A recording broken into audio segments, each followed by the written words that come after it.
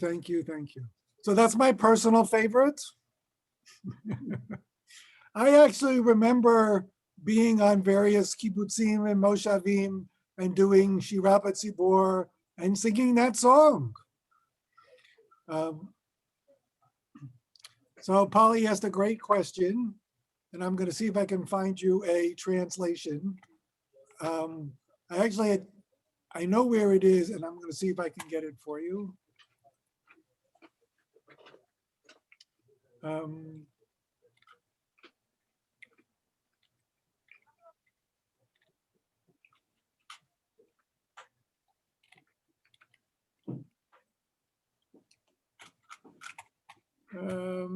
I don't think I'm going to be able to do it, Polly. I'll find it because I know where to look for it. Okay, so the nominees are out there. You got 5 nominees, and Hatikva won.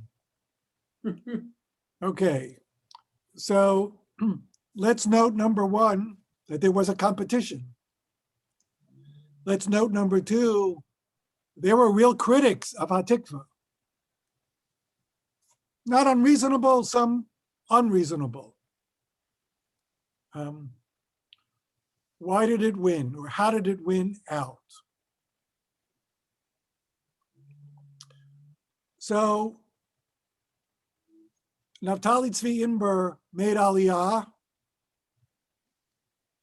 He's living in Eretz Yisrael in Palestine in the late 19th century. He's doing poetry readings. He's going around to various places, sharing his poetry. People are singing his poems, and they're modifying them. So it was a very communal practice. It was a long poem, and various people made changes for a variety of different reasons. So it was no longer just his, it belonged to the people. They were working it. They were modifying it. It was kind of an organic process that was taking place. I think it's also important to note that its message was not religious. There are those who make the case, and I can make part of that case to you, right? That it has a biblical association. And that's important over the course of time, but especially with the creation of the State of Israel, which rejected the rabbinic period and embraced the biblical period. Why did the early settlers in Israel in the 40s and 50s reject rabbinic Judaism and the message of rabbinic Judaism and embrace the message of the Bible? That must be for the same reason that the ultra-Orthodox don't recognize Israel. Which is? I don't know, something's supposed to happen before, like, is the Messiah supposed to come before we have Israel? There are those who argued that, yes. That it's supposed to, I'm sorry. Well, go ahead, Ellen. I was just going to say that it's supposed to have been created by God and given to us by God, not by people. That people formed, it was the mankind made Israel and not God. Gave it back to us or something like that. Well, that certainly speaks to the ultra-religious not accepting of Israel, right, or not wanting to be Zionists and accepting it reluctantly. Yes, I think that's accurate.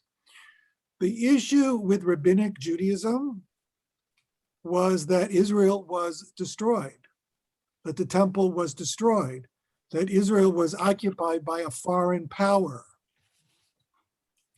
Who occupies Israel in the Bible? The Israelites, our ancestors. We're there. We are in exile during the later rabbinic period. So the ideal state is the biblical state, returning to the biblical state. So having biblical metaphors as opposed to midrash is very Zionist. So one of the important lines in Hatikva says, our hope is not yet lost, the hope of 2,000 years. What's that hope? That's the next line. To be a free people in our land, the land of Zion and Jerusalem. So in the Bible, we have all kinds of allusions of, and I'm now forgetting whose quote this is, which I will look it up in a moment. Give me a second.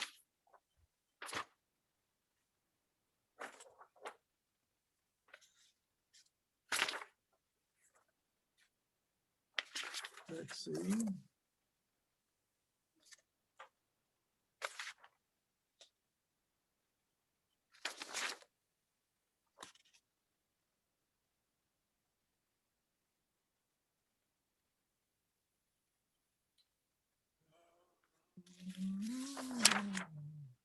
Ezekiel chapter 37. There we go. I knew I would find it. Okay.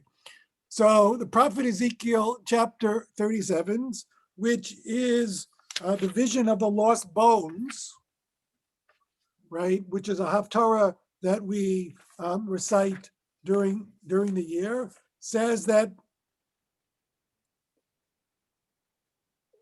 I will bring you back to the land of Israel. Our hope is not yet lost. I will bring you, God says, I will bring you back to the land of Israel. So it's a biblical quotation with a biblical reference, perhaps. But it's certainly biblical and not rabbinic. Just as a point of scholarly interest and history, it was also, the creation of other national anthems in the early 20th centuries of a variety of different countries, one of which was Poland, which many people, first of all, there were a lot of Jews in Poland, so they were speaking Polish, New Polish. Poland was trying to create an identity for itself, very similar to Israel in the sense that the Jewish people, that it was a debased nation trying to find and create its own identity from the powers that be that it's subjected it to ruling over it. And there is a Polish poem that says, Poland is not yet lost while we still live. Hatikva says, our hope is not yet lost. The Polish poem says, Poland is not yet lost. So maybe, and there are those who think that Naftali Tzvi Imber knew that line from that Polish poem, which entered into the Polish national anthem, by the way. So you got other nationalisms going on and other language that was conveying similar hopes that you have here in Hatikva, to go and do that. So why else do you think Naftali Tzvi Imber's poem Hatikva won? We got the common people rewriting it. We got biblical imagery in it. We have that it doesn't have God, so those who don't believe in God accept it. What else does it have going for it, in your opinion? Maybe. Said at the very beginning, it's easy to sing. Easy to sing. So I think It flows. I think that it's certainly what wins the day. That it wasn't a technically sophisticated piece of music. It was playable. It was singable. To Harriet's point earlier on, it's either similar or identical to other folk music that they knew and people knew. So it had a gravitational pull to it. Yes, Polly. It mentions Jerusalem. Do the other ones mention Jerusalem? Rav Kook does. So yeah, and I think that's acceptable to the non-religious, that they want Jerusalem to be included, not from a religious point of view, but from a historical point of view. I didn't hear all the selections, but I find it's filled with such ruach, and I feel the hope, and it's very, I think, very rousing. It's Yeah, and one of the other things that we pointed out, just to put into the mix again, right, is that it was popular not only in Israel and sung by the Chalutzim, the pioneers, it was also popular outside of Israel. So it had, it had support. So all of this is informal, right? There was no official vote, right? There was, no one got up one day and said, okay, this is the Israeli national anthem, till 2004, when there actually was a law passed by the Knesset to go and do that. That the national anthem was Hatikva, as we Yeah. sing it. Yes, That law was passed. A law was passed. yes. Hmm. In There- a two- question- in 2004. Right, right. That's what's interesting about it, if not remarkable. A question occurred to me. I wonder whether or not actually the folk tune on which the Hatikva is based, etc. I'm just wondering if the folk tune existed prior to the orchestral score that we were talking about. I mean, what is the actual interaction between the two pieces of music? I could research it myself. It's not easily. So I think, so it's, remember we said, Ellen said, I don't know exactly what the language was in your book about, what was the language about Samuel Cohen? What did the book say? This is Hold this is gonna be interesting. Page.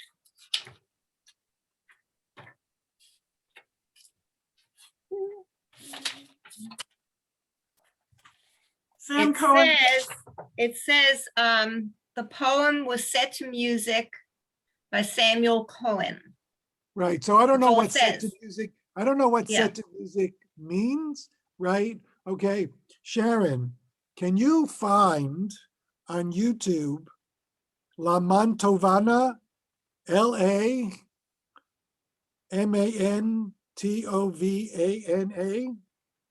16th century Italian song? Let's listen, if we can find it.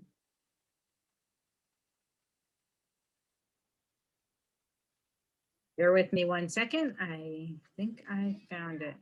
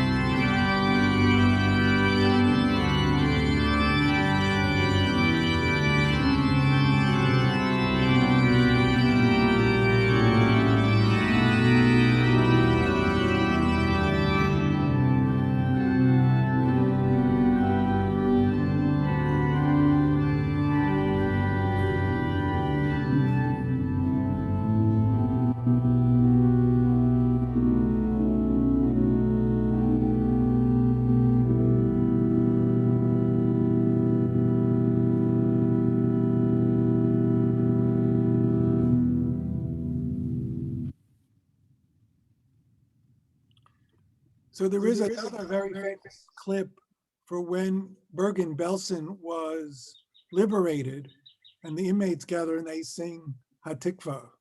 Again, not the official anthem, but they sang.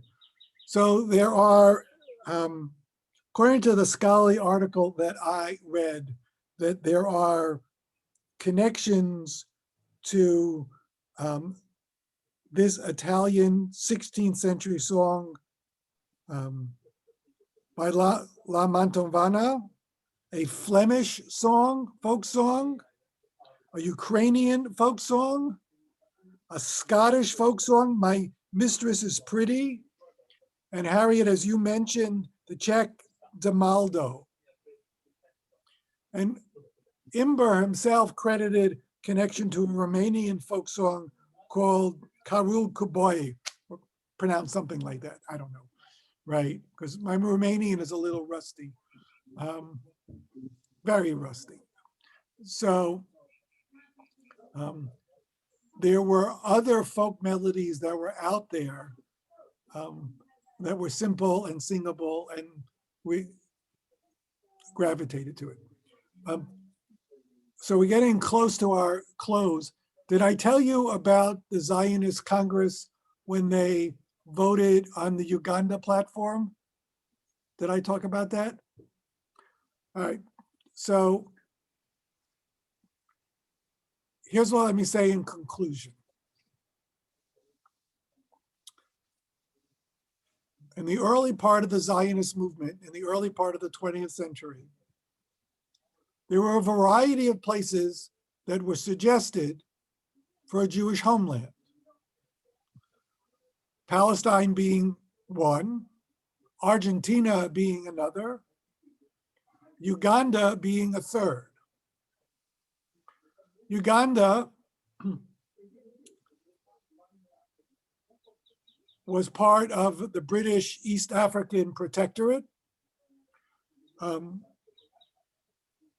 The actual Uganda territory was in today Kenya. It was never in Uganda. It was in Kenya. It was suggested by the British foreign minister, discussed at the Zionist conference. It was a very heated debate. There were those who were in favor. It was the Russian Jews, not the Central Europeans, but the Russian Jews, most dismayed by it. How did they vote down their proposal? When Herzl called the question, the Russian Jews stood up and sang Hatikva. That's how it was voted down. So I hope you all enjoy Israel Independence Day. Hope you have some falafel, sing some Israeli songs. Sharon, you have any closing words for us? No, but I think we'll take us out with a beautiful rendition of Hatikva that I think everybody will enjoy. Shall we stand? I think we should, but sign in for the goose chase. You saw it in the emails. It's for everybody. It's not just for kids, and it's a lot of fun. So I would highly recommend that. Download the app and participate in the congregational goose chase for Israel Week.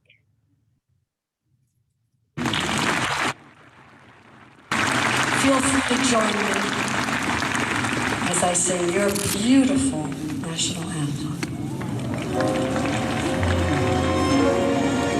Probably the most beautiful one ever.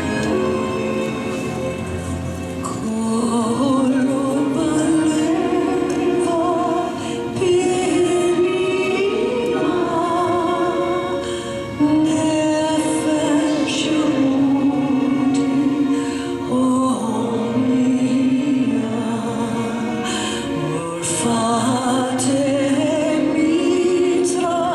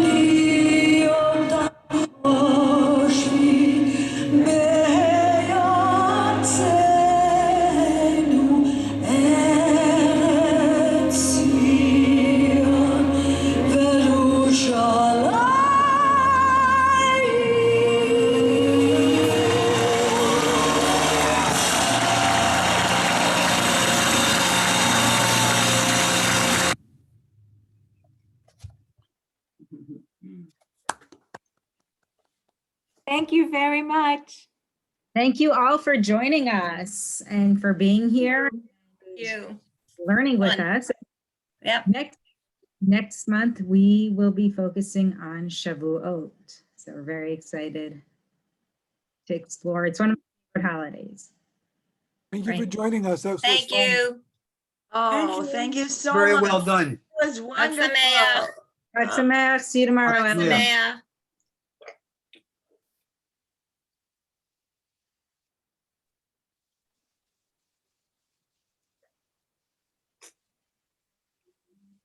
Apparently the kinder expect lunch. Have a wonderful afternoon, everybody. Thank you for being here. Say Chag Sameach. I love your background. Thank you. All right, Tybee, I'll see you Friday morning. Mike, I'll see you Friday morning. Yes, why don't they have the Hebrew on Ben Gurion Airport also? I don't know. I'll take that up when I get over there after I'm done fighting with the consulate to get there. Okay. So, bye, everyone. Bye. Bye.